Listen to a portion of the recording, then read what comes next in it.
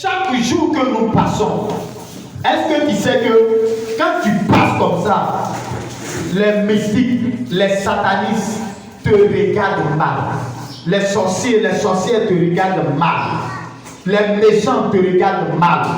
Eux-mêmes, pour eux, là, si tu disparais, même c'est bon. Et l'apôtre Paul est en train de dire ici, Seigneur, qui nous séparera?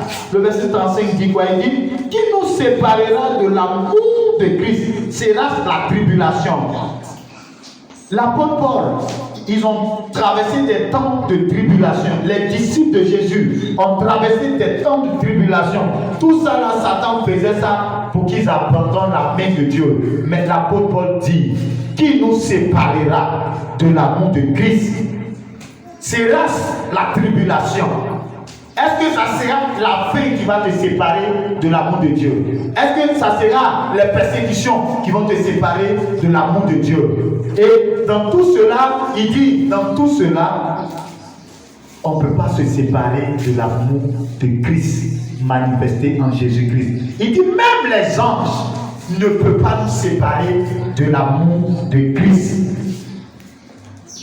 Les dominations, ça veut dire les démons de Satan, les esprits déchus, les âmes déchus, ne peuvent pas nous séparer de l'amour de Christ. Donc un enfant de Dieu qui prie demeure attaché à Jésus, malgré tout ce qui peut se passer dans le monde entier. Si tu pries, si tu cherches la face de Dieu, si tu fléchis tes genoux dans la présence de Dieu, bien-aimé, tu vas avoir la victoire.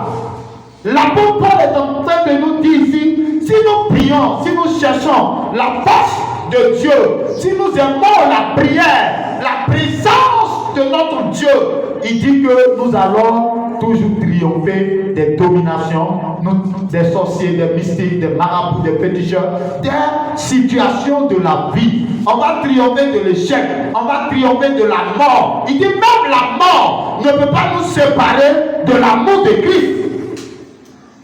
Ce matin, je suis venu t'exhorter, je suis venu te dire que rien ne doit te séparer de la vie de prière.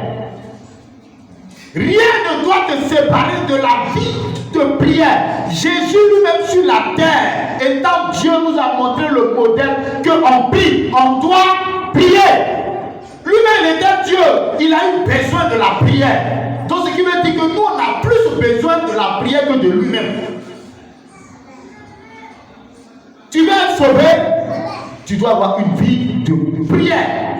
Tu veux que tes enfants soient sauvés, soient gardés, soient préservés, tu dois avoir une vie de prière. Tu veux être toujours en bonne santé, tes enfants. Tu veux être toujours en bonne santé, il faut prier.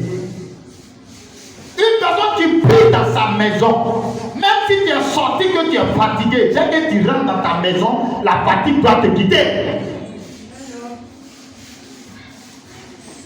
Parce que tu pries dans ta maison. Et c'est comme si ta maison est devenue un sanctuaire de Dieu. Un sanctuaire de Dieu, de la divinité de Dieu.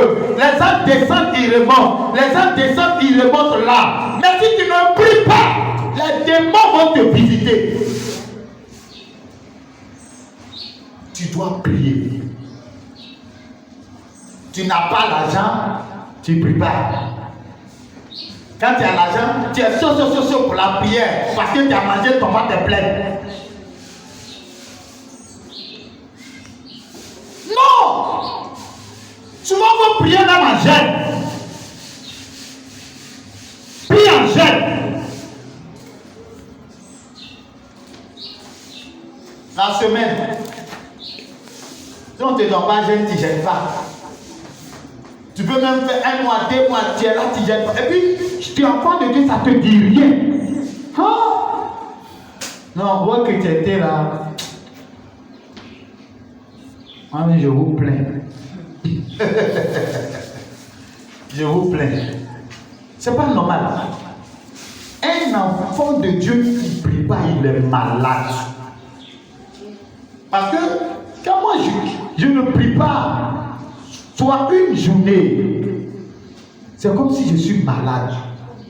Je sens du vide. Je sens du vide. Je suis là et puis c'est comme si ça ne va pas. Il y a quelque chose qui ne va pas. Parce que la prière, c'est mon tonus. Elle me ranime. Elle me vivifie. Elle me restaure. Elle me connecte au Créateur. La prière me connecte au Saint-Esprit. Donc si tu pries, la prière va te vivifier. La prière va te connecter au Saint-Esprit. Et quelqu'un qui prie, l'ennemi ne peut pas le surprendre. Parce que Dieu va t'avertir avant que ça n'arrive. Pour que tu te lèves encore. Pour te programmer. Pour révoquer. Pour annuler. Or, si tu ne pries pas, Dieu va te montrer au réveil, tu as oublié. Tu sais que Dieu t'a montré quelque chose. Mais quand tu te réveilles, tu as oublié, c'est parti. Or, peut-être que Dieu t'a montré là, il y a ta destinée dedans. Ah, rabaché. Il y a ta destinée dedans. Il faut prier pour que la chose puisse arriver. Tu as oublié. Si c'était également des personnes qui connaissaient les lois spirituelles, ils vont dire, bon, attends, le rêve que Dieu m'a donné là, attends ce matin, je vais prier pour que Dieu me rappelle le rêve. Et puis tu pries pour que Dieu te rappelle. Tu es là et puis ça peut venir. Ou bien soit tu dors encore puis Dieu te remonte le rêve. Mais comme tu n'es pas spirituel et puis tu es charnel, et je suis en retard. Tu es parti. Hein? Le soir, tu reviens, c'est la même chose encore. Tu ne pries pas. Seigneur Jésus, merci pour la journée. Et puis tu dors. Il faut me garder cette nuit. Même pas de communion avec Dieu. C'est-à-dire, Seigneur Jésus, la journée, tu as été mon chauffeur. Ce soir, sois mon gardien. C'est fini comme ça. Ah bon? Et puis avec ça, tu veux réussir dans la vie. Je vais vous dire, vous savez que les mystiques gênent. Les mystiques là, ils gênent.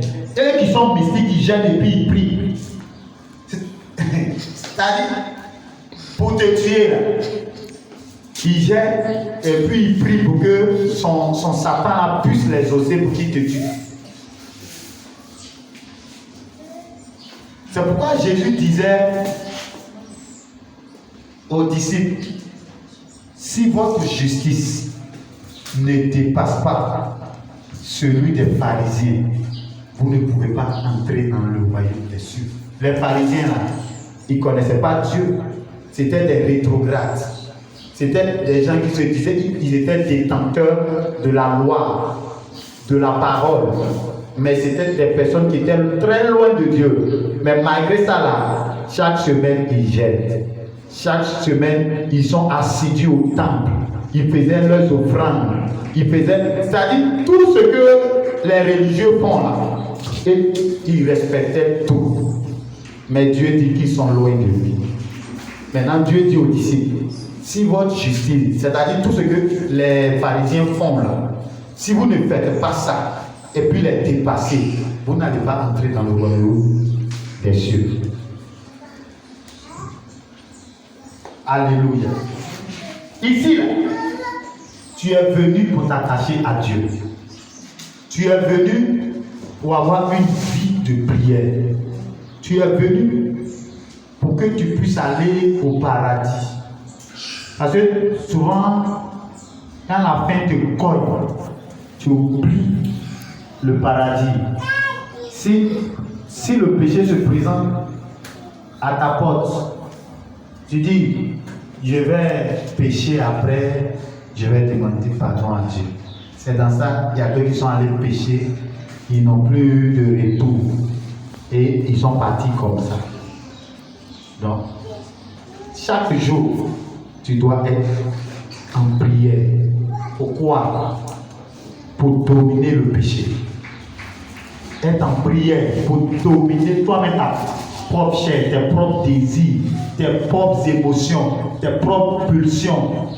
tu dois être dans la prière pour dominer ta chair et puis marcher toujours avec le Saint-Esprit. Personne ne doit te demander pardon pour prier. Personne. Hey. Moi j'étais élève.